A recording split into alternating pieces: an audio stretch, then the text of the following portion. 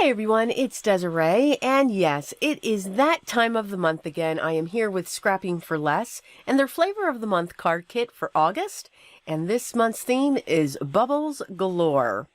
So as always, I will have linked down below a link to the ingredient sheet and also the sketches for the month of August. So let's dig right in. So, as always, you get your cardstock. So the colors will be blue, raspberry, snow cone, grape jelly, night shift blue, lemon drop, cotton candy, 2 pieces of accent opaque 100 pound, and you will also be getting pieces of acetate. I'm sorry I am not showing those in this filming at the time of the reveal. So you just saw all of the wonderful pieces of pattern paper from collection 1 called Bubbles in the Tub. And of course, that is also the name of the paper and also the stamp set with some white grosgrain ribbon and also some enamel dots. So for collection 2, this is called Country Bubbles. And you all know this is vintage paper, so I am automatically a fan. The paper is actually called Country Bubbles, as always, by Scrapping for Less. And in this, you're also going to get some ephemera within this set as well. And again, we've got some sentiments and some more bubbles. You're going to get some enamel dots, some pink organza ribbon, and also the stamp set that is called Blowing Bubbles, and that is by Scrapping for Less and also designed by Tawny Owl Papery.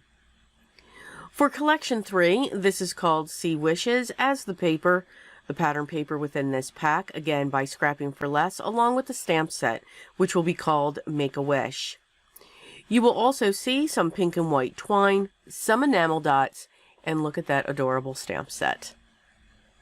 Collection 4, it is called Bubbles Galore, as is the pattern paper as well. And of course, I always struggle with the packaging. That's me. That's so not them. Remember, within each package, you will receive an envelope for each of your cards that you make. The stamp set that's part of Collection 4 is called Tiny Bubbles, also by Scrapping for Less. You get some sentiment ephemera by them as well, and also sequins and enamel dots. So these are all the pieces that you will be getting within your kit. Now remember, all items are subject to change without notice. So keep that in mind. So all of the items that I'm showing here are in the double dip ingredients. So if that's what you subscribe to or purchase, those are the items that you will be getting. Now if you subscribe to the banana split level, or if you want to purchase that, these are the items that you will get. Now please note, I do not have one of the dies, and it's called a bubble die, and that was that's by SFL and also Craftaholic Mama Designs. You get a stencil with a bunch of bubbles, which I think is absolutely gorgeous for your backgrounds, adhesive foam strips, and of course sequins. So let's get right into our first card. So these are my card bases. The base is 4 1/4 by 5 1/2. That piece that I am placing my item on is 3 3/4 by 3 3/4. I did take care of all of the coloring and any fussy cutting that I did off camera just to save some time. After I lay those pieces together, I'm going to use my tape runner and set it down onto my standard A2 size card base, which is 4 1/4 by 5 1/2, and this is a top folding card. Now, don't worry, I went really crooked on this. So the beauty of tape runners, yeah, you can tear them right back off without doing too much damage to your cardstock. Just go slow. Don't go fast. Remember, this is sped up. Just say. I'm going to take that white ribbon and I'm going to make a bow, which as I keep practicing, I get better. And I'm going to use some double-sided tape and I'm going to set that down to where I place my bow. It will be covered. I did use my alcohol markers to color my image, and I did create the floor that the tub is sitting in. I just drew some lines and just made it a black and white check for the floor. So just keep that in mind. I'm going to add some of the enamel dots coming off of the main ducky and also the little duckies behind. And that is our first card. For our second card, I grabbed my 1-inch punch and I punched all kinds of circles out because what I wanted to do is create this design. Now the sketch that I'm following for this is sketch number 2. Please know that the sketch that I used for the previous card, which I forgot to tell you all, was sketch number 1. So for this one, I cut out all of my circles, and of course, we know when we see vintage photo, we know we're going to see vintage photo ink in my videos. But then again, we don't even need to have the vintage paper as well. I am truly a fan of vintage photo. I like to put it on everything. You know, it's like somebody who loves ketchup. They put it on everything. I put vintage photo on a lot of things. It is my favorite. I'm going to use my double-sided foam squares, and I'm going to prop each one of these circles up. I do love the prints of this paper. I really do lean towards a vintage style or a vintage look when it comes to my pattern paper and especially sometimes my images. I'm going to use my tape runner that just after this exploded pretty darn well. Yes, so I had to put that back together. And I'm going to set this down on my standard A2 size card. I'm telling you, me and tape runners, we do not get along. So I have a strip of ivory cardstock, and I'm going to grab one of my pencils, and I'm going to write my own sentiment. I am not one for brush lettering. I keep practicing, but I just don't have the hand to it yet. So I like to write my word out in pencil. And then I will grab one of my markers that when you do press down, it will spread the bristles out so that I get a thicker line. This pen is by Tombow. I will see if I can link to it down below, but I can never find the links for those pens. I bought them years ago. So I'm going to take my sentiment, I'm going to trim it down and create a fishtail, and then I will adhere this to the dark blue cardstock that I chose for its base. So it just has a little bit of a border on this. I'm going to place that down, and then I will create the banner in the dark blue cardstock. Once that's set, I will then ink around the edges of this as well and set that down on top of the circles.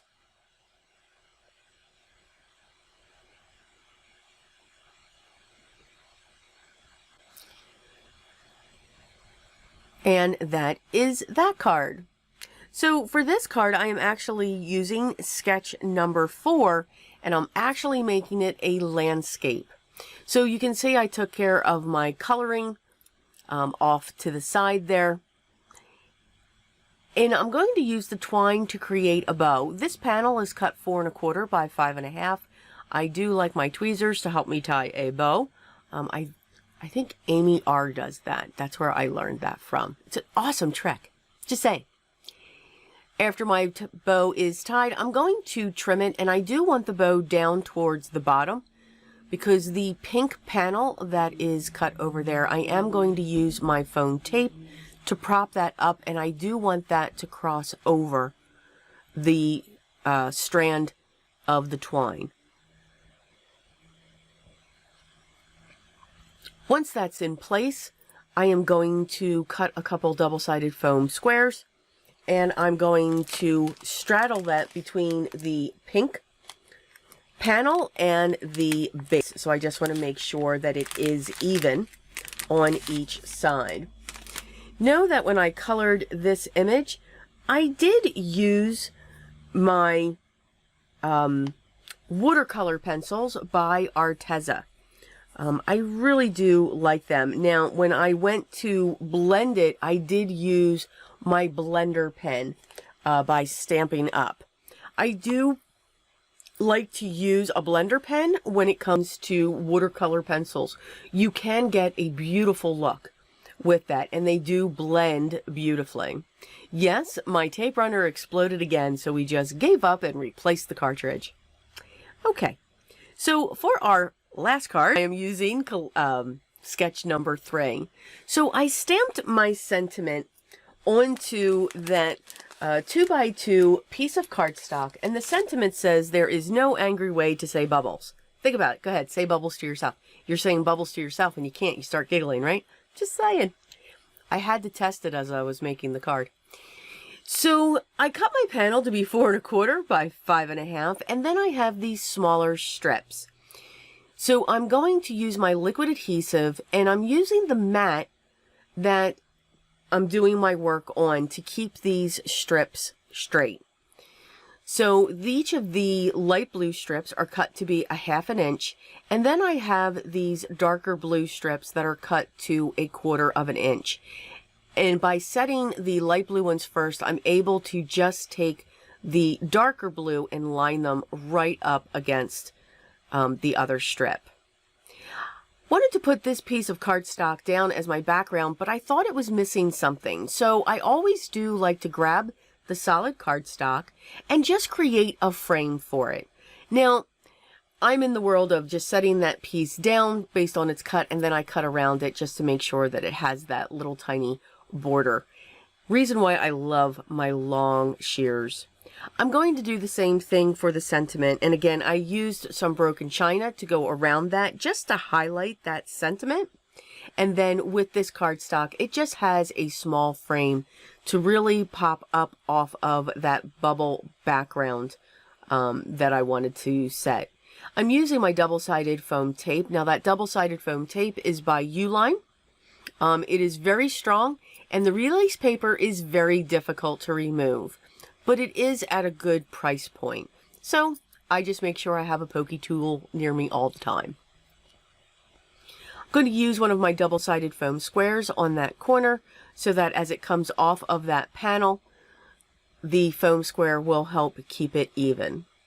I did grab one of the pieces of ephemera that says "Time is never wasted blowing bubbles." And I'm also going to use one of the sentiment strips from the ephemera that says "Life is the bubbles." So of course this card's all about the bubbles. Just saying. And seeing even still, you're still saying bubbles and you're still smiling. You can't help it. It is fun. So of course I dropped that. Don't worry, I didn't get glue anywhere. But again, if I did, we would just wipe it off. It's not a problem.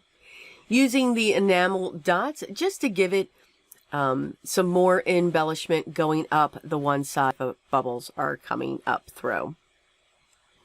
And that is that card.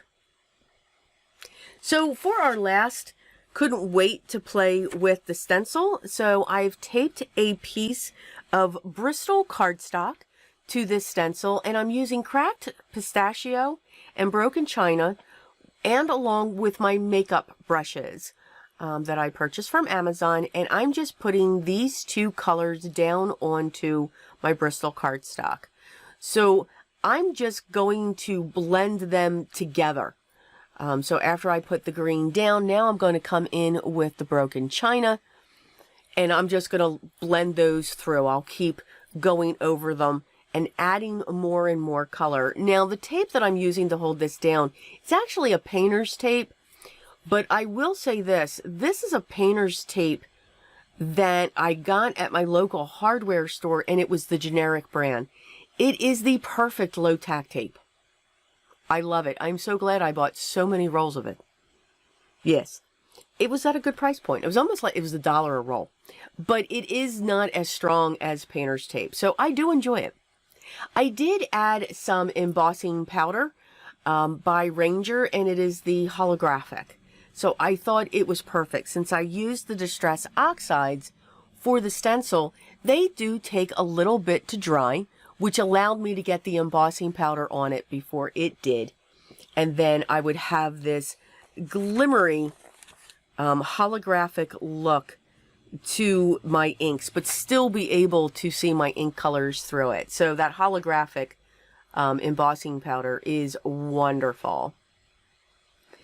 I am going to stamp a sentiment on the inside. I did not want to put a sentiment on the outside. So I went back to one of the previous stamp sets, and I grabbed the one that says Make a Wish. I'm going to use my Gina K Amalga ink, and I'm going to stamp that right down. I grabbed 2 of my colored pencils that were close in color to the background that I created. And the color pencils that I'm using are my Prismacolor pencils. I'm taking the green shade towards the top of each of the letters in Wish, and then on the bottom I will come in with the blue shade and blend that together where they meet. Now, to do that blending, I do come down with the green, but I go very light as I come down, and then the same thing. I have a little bit of a heavier hand towards the base of the letter with the blue, but as I go up into the green, I go lighter. That will help blend the colors as well when you're blending your colored pencils together. So that's what the inside of the card will look. Now, since this I used the oxides, it did curl just a little bit. Warp, that's not a problem. I did pull out my 2-inch film tape by Uline. This is wonderful double-sided tape. I use this if I want to make a glitter panel with glitter. Just keep in mind, this tape is extremely unforgiving, meaning the moment it touches something, it is down. You will not move it. There is no chance to lift that panel up off of that cardstock. Trust me, I've tried. So these are the cards in regular speed so that you can take a closer look at them. I do hope you enjoyed the designs that we created today using the Scrapping for Less Flavor of the Month card kit for August 2020. And remember, this month's theme is Bubbles Galore. Make sure you check out the links below, again, for the ingredients sheet and also the sketches. Also, don't forget to check out the Scrapping for Less blog. Their shop, they have many wonderful items available for you to purchase. But most importantly, make sure you click on the link so that you get your kit today. You don't want to wait. This one is probably going to sell out really quick, I'm sure. If you should have any questions, please make sure you leave those down below and I will get back to you as soon as I can. The comments are right below where all of the links will be. If you haven't yet, I'd love for you to subscribe, be part of my group. Make sure you ring the bell so when the next video is ready for you to watch. Thank you so much for spending this little bit of time with me today. Always remember, though, what's most important to me. Always be creative.